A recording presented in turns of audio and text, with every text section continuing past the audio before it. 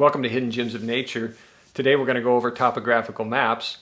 I reference them quite a bit on my hikes, my backpacking trips, my kayaking trips, so I thought I'd do a quick beginner class on topographical maps, go over how to read them and use them, and how they compare to regular maps.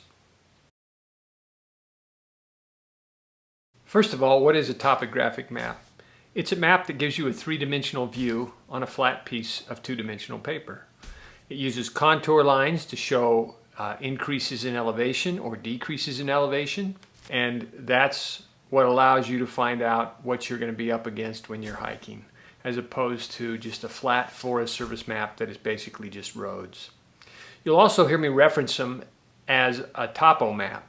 Probably also heard them as topos. I grew up saying topo, so that's what I use. Anyway, let's jump into topographical maps and show you how to read a topographical map and how you can use them when you hike and camp.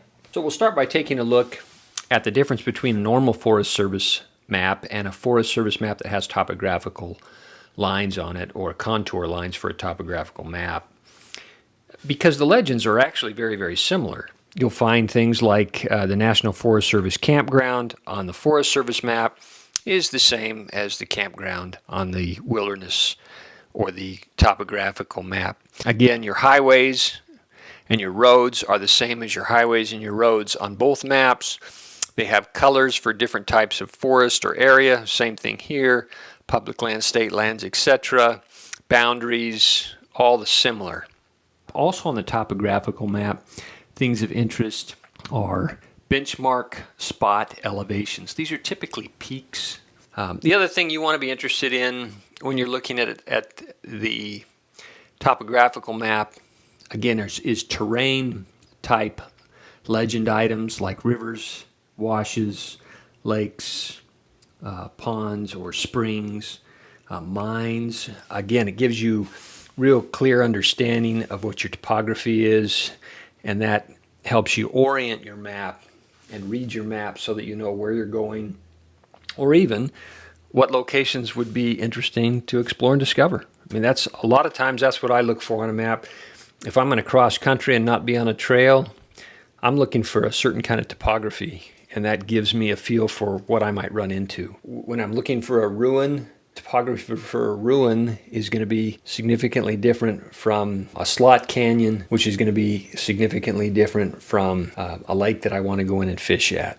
So I'm looking for, again, different types of topography for what I might be trying to explore and discover.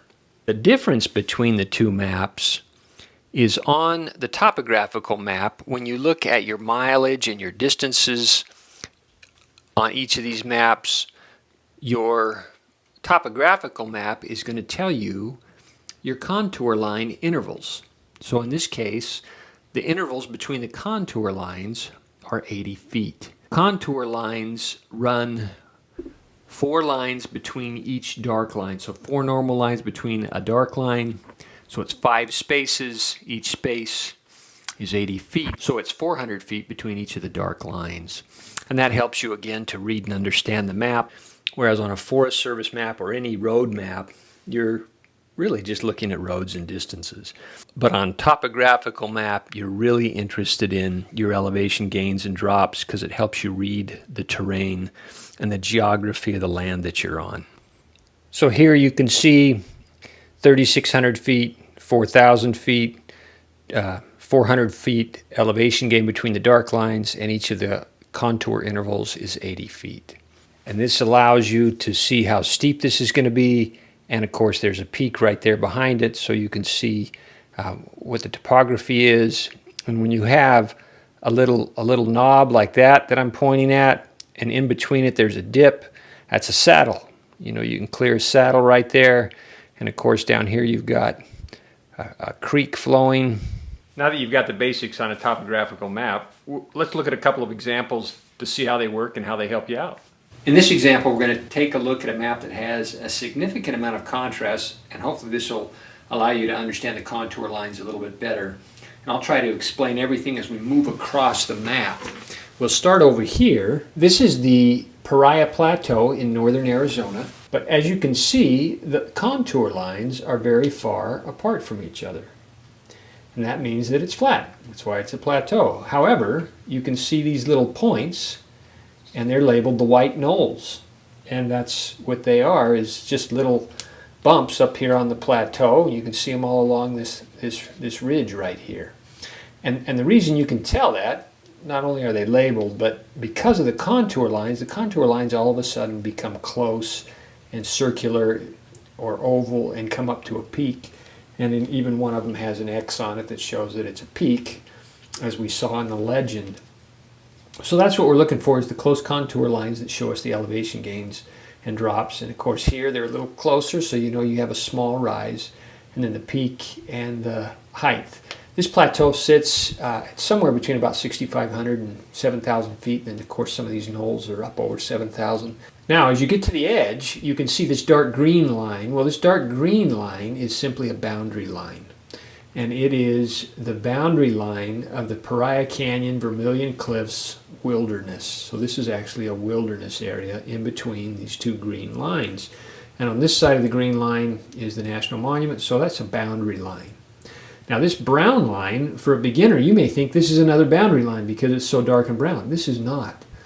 This is a bunch of contour lines right next to each other, which means it's a cliff.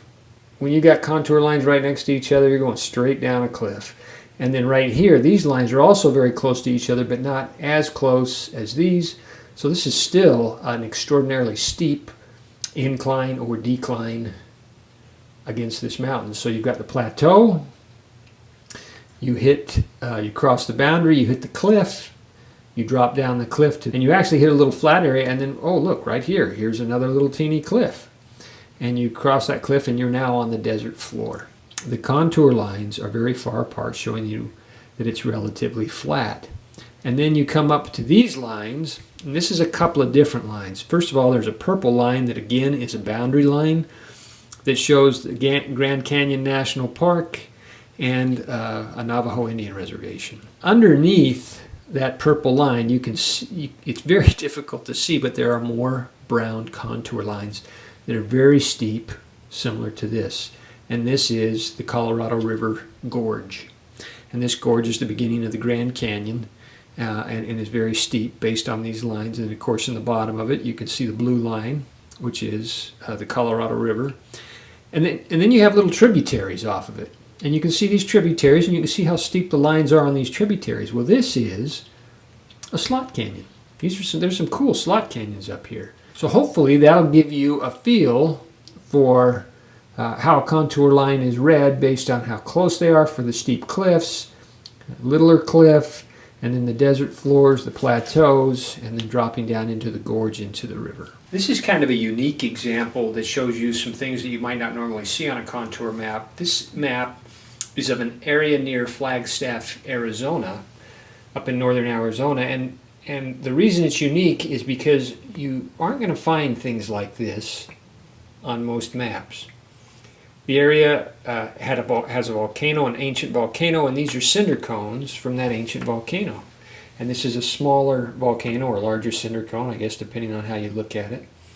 But as you look at this topographical map, you can of course see the roads going across it, and you can see within the roads a few trails on the map and some rivers on the map. And what's interesting is you can see how far apart, again, the contour lines are, which means this is a very gradual increase, very slow increase.